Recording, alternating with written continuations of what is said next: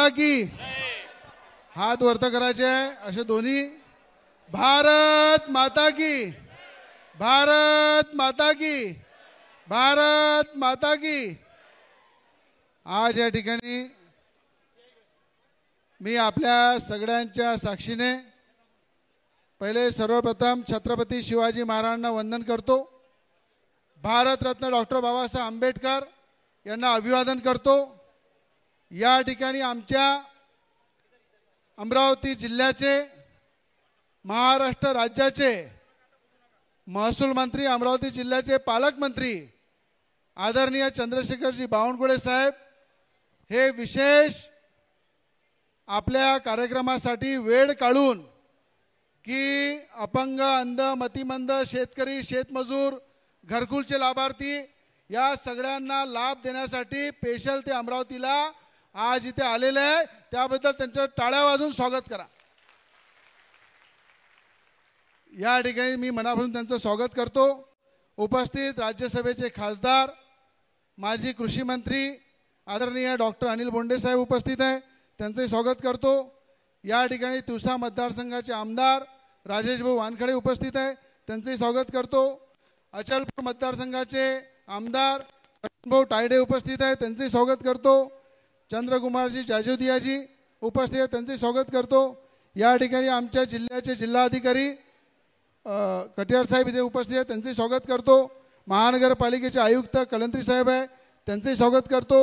उपस्थित आमचे देशमुख महाराज या ठिकाणी उपस्थित आहेत, त्यांचे स्वागत करतो. भंतेजींना सुद्धा इथे स्वागत करतो. उपस्थित आमच्या शिंदेताई आहे, सगळे या ठिकाणी उपस्थित आदरणीय मंच, सगळ्यांचे नाव घेणारे त्यांना पुढे जायचं आहे. माझं एवढंच सांगणं आहे की आज हा कार्यक्रम वाढदिवस नाही आहे, हा जनसेवा दिवस आहे.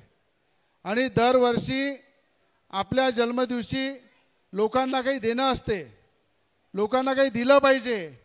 लोकांच्या आनंदामध्ये, जनतेच्या आनंदामध्ये आपला आनंद साजरा झाला पाहिजे. या उद्देशानं जनसेवा दिवस म्हणून दरवर्षी हा मी वाढदिवस या ठिकाणी साजरा करतो.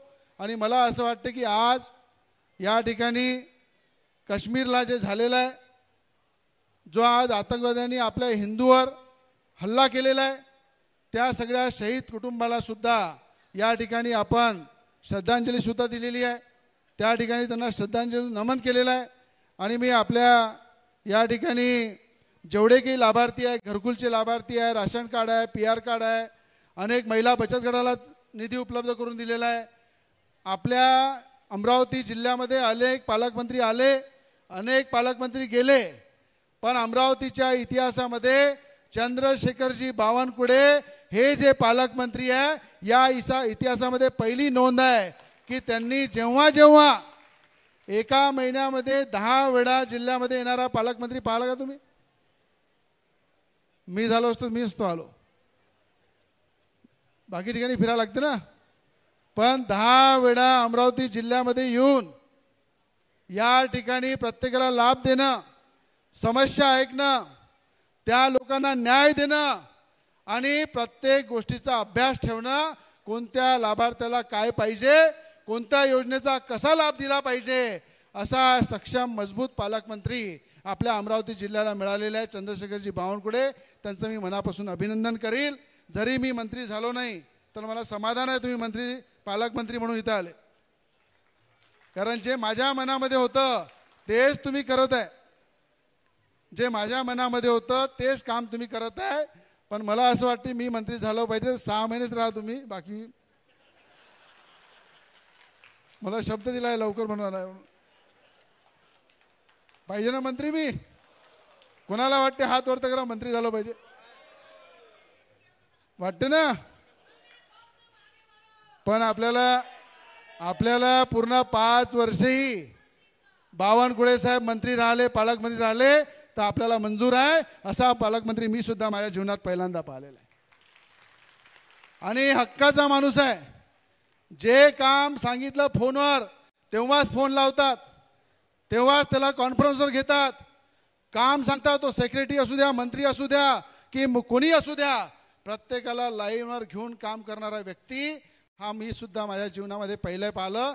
एक देवेंद्र फडणवीस राज्याचे मुख्यमंत्री माझ्या डोळ्यांनी काम करताना पाहिले आणि दुसरे आमचे महसूल मंत्री बावनकुळे साहेब पाहिले. मग या ठिकाणी मला जास्त काही बोलायचं नाही आहे, पण मला असं वाटते गोरगरिबांच्या डोळ्यामधलं स्वप्न, गोरगरिबांच्या डोळ्यामधले अश्रू, गोरगरिबांच्या दुःखामध्ये जेवढा ताकदीने मी त्यांच्यासोबत राहील, जेवढा मी ताकदीनं त्यांना न्याय देईल, तर मला असं वाटते की तेच आपलं जीवन आहे. की माणूस किती जगला त्यापेक्षा किती लोकांसाठी जगला याला अर्थ आहे आणि ते विचार घेऊन नेहमी चालत आलेला आहे. म्हणून आज ज्या ज्या अमरावती जिल्ह्याचे स्वप्न आहे, अमरावती जिल्ह्याच्या विकासाचे असू द्या, लाभार्थ्याचे असू द्या, शेतकऱ्याचे असू द्या, शेतमजूर, आदिवासी, कोणाचेही स्वप्न असू द्या, ते आपण चंद्रशेखरजी बावनकुळे साहेबांच्या माध्यमातून पूर्ण करू, राज्य सरकारच्या माध्यमातून पूर्ण करू, एवढं आपल्या सगळ्यांना वचन देतो. या ठिकाणी त्यांना सुद्धा पुढे धुळ्याला जायचं आहे, अनेक त्यांचे प्रोग्राम आहे, म्हणून मी जास्त बोलणार नाही. पण जेवढेही अधिकारी आलेले आहे, मी पालकमंत्र्यांना साक्षीने सांगतो, शेवटच्या लाभार्थ्याला लाभ दिल्याशिवाय मी इथून जाणार नाही आहे. म्हणून कोणी अधिकारी इथून हलणार नाही. कोणी अधिकाऱ्यांनी जे जे लाभ आणलेले आहे ते आपण या स्टेजवर वाटू, त्या सगळ्या लाभार्थ्यांना भेटू.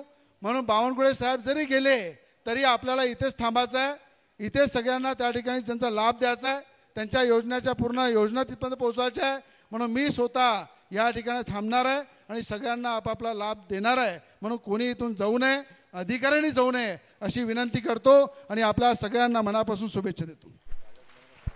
खूप खूप धन्यवाद साहेब. आपले शब्द कायमच आपल्या